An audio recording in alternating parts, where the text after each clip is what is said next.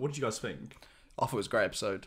I really liked it. I particularly liked just seeing, like, almost feeling sorry for Grievous a little bit. Like, I quite like seeing him so vulnerable and like seeing that like he's just the shit of the litter, isn't he? Like of all the Sith Lords at the moment, like Count Dooku and Palpatine, like he's just their little like slave, really. Like, and the fact that he's reliant on this sassy droid that like just wrecks him, and there's something really demoralizing about everything with Grievous, and it kind of made me, I don't know, I'm not gonna lie to you, like as a kid I was never like a massive fan of Grievous. I think we've said before we'd rather if he just had the 2 arms, didn't necessarily need the 4 arms, because everything else around him I think is pretty cool. I know people don't like the coughing and stuff, but I quite like it. It's like Vader, isn't it? Yeah, exactly. Did you know that actually every single villain in the prequel trilogy actually mirrors Vader in some sort of way, and that they come together to, you know, essentially make the free face of Darth Vader? And you can check that out on Full Fat Videos right now. But yeah, no, yeah, please watch that. But also, yeah, I think that it was just interesting to see him like on the back foot, and I think made me realise like how interesting he is as a character, like what you could do with him. And I think like even the 4 arms thing, they used it really well. Like he started fighting with 2 arms, and then he's like, surprise, 4 arms. Yes, which I think was clever. That was interesting. I got to say, I really like how this is essentially like a soft 3-parter, isn't it? So we've had the Bombad Jedi and Cloak of Darkness. I like how it's gone from a slapstick Padme Jar Jar episode. Yep. They capture Newt Gunray. The next episode becomes about Luminara and Ahsoka versus Ventress. And now we've moved again to, Newt Gunray's not even here. We tried to capture him. We've lost. And now it's Lair of Grievous. I like how that has moved from character to character. And also, we've had different leads for every episode. Like now we're on to Kit Fisto. Very fun. I think Kit Fisto was an absolute tank in this episode. Yes, he was. So good. Like everything. Like I'm really enjoying just seeing like the masters and their apprentices like in each episode. Like Joey had that before with was it Kaidin?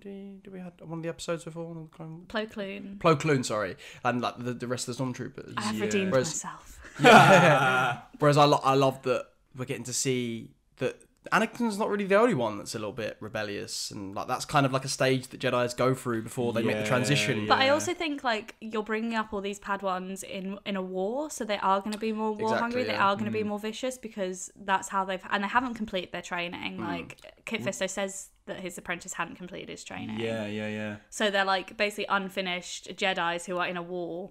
It's also deeply irresponsible. Like for Yoda at the end to be like, "Oh, we mustn't lose our way in this war." It's like, well, you're the one sending teenagers. You're turning them into knights before their time. Yeah. Like, you know, you killed them essentially. Yeah. And they preach peace, but they're a bit vicious. They go for your limbs, like while you're still alive. Like that's a bit, and they all do it. They all go for the limbs. To be fair, it is General Grievous. We have a lot of lost limbs. Yeah, but Anakin loses his limbs.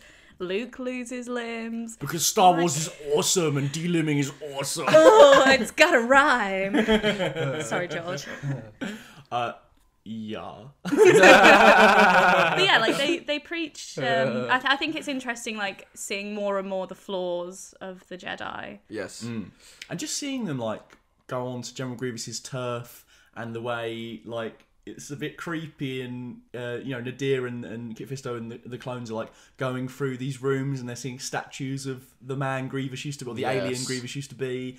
And I just thought it was such a nice window into his life. And as you say, with that robot talking to him like crap, and it's something that's burned into my brain, just like the way Grievous is staring back at the robot. Like there's such shame and humiliation there. And, you know, later on you see him say, like, I submit to no one. But as we see across the entire episode, he submits to everyone. Yes. He is, like, such a pawn in this war. It feels like Count Dooku's, like, that annoying middle manager that you've got. And he's just, like, absolutely wrecking him. And he's just the little lackey that's, like, having to clean up. Yeah, he's like the supervisor. He's not getting paid that much more. And you question why he took on the extra responsibilities for such little pay. Yeah. And you just smile and wave. You stand by your till and you just wait for your 8 hours to be up. Well, it's because, you know, like everyone in that position, there's someone above them who's doing the same thing to them, and that's Palpatine. So he's just doing it to. It is interesting, isn't it? Because it's like you're seeing him testing Grievous and making him face Jedi and sort of like, you know, screw him with his plans. And then in episode 3, we get to see Count Dooku have his own like, you know, fist in mouth moment of like, what do you mean you're gonna like kill me? And then he just gets executed. Yeah, like, yeah. It's great to see how like their lack of unity is their biggest weakness, isn't it?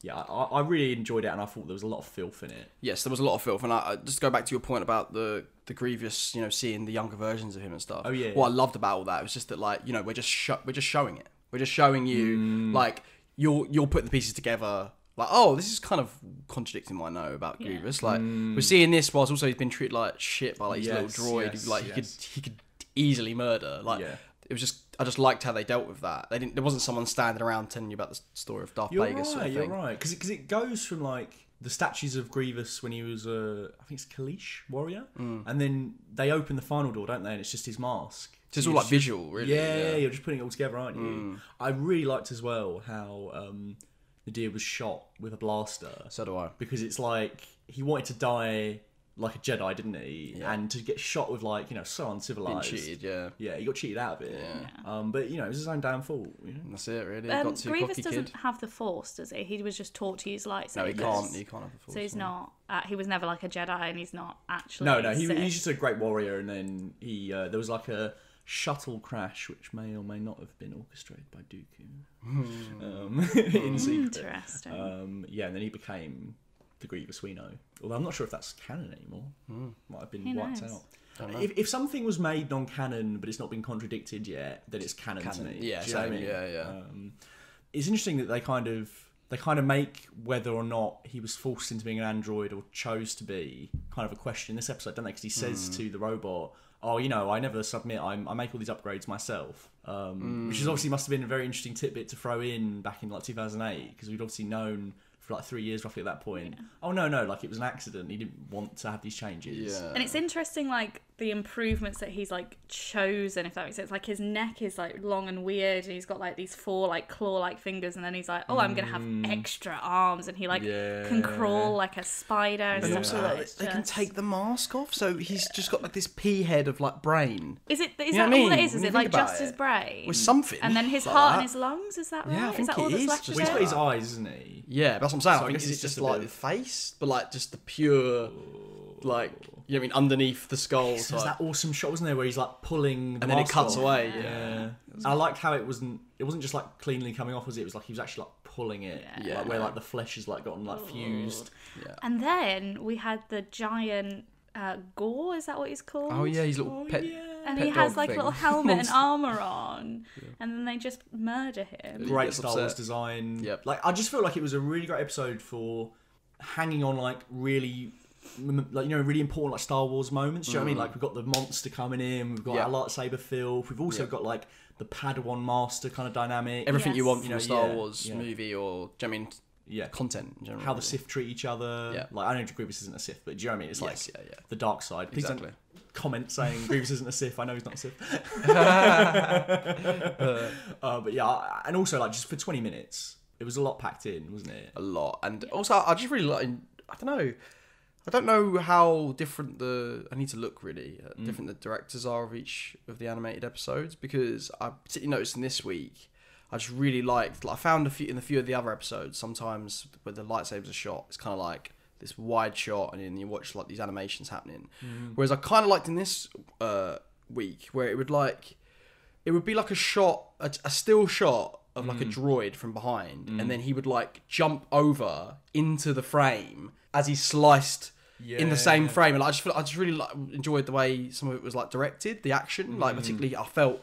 And some Like of it every you hit felt sort like of- in it, didn't Yes, you? Like yes. you couldn't follow Yeah, exactly what was yeah. happening. Yeah. Like when Kit Fisto got the apprentice's lightsaber, oh, that's great. and like you were like in the middle of it, weren't you? You weren't Yeah, watching it you're from the right. side. Like the shot was like all you could hear was like lightsaber motion was flashes there, and wasn't just it? see the Yeah. motion. Yeah, That was awesome. Yeah. And I feel like because Kit Fisto gets so wrecked in Revenge of the Sith, they've tried to like beef him up Yeah. out a bit. Do you know what I mean? So it's Yeah. like this week we get him with 2 lightsabers fighting Grievous and Magna Guards, Yeah. like, and then he's gonna like flip out of there to escape. I love that he gives the same cheeky smile that he does in Attack of the Clones. Yeah, Yeah, yeah, it's yeah. like- When he force pushes the droid. Yeah.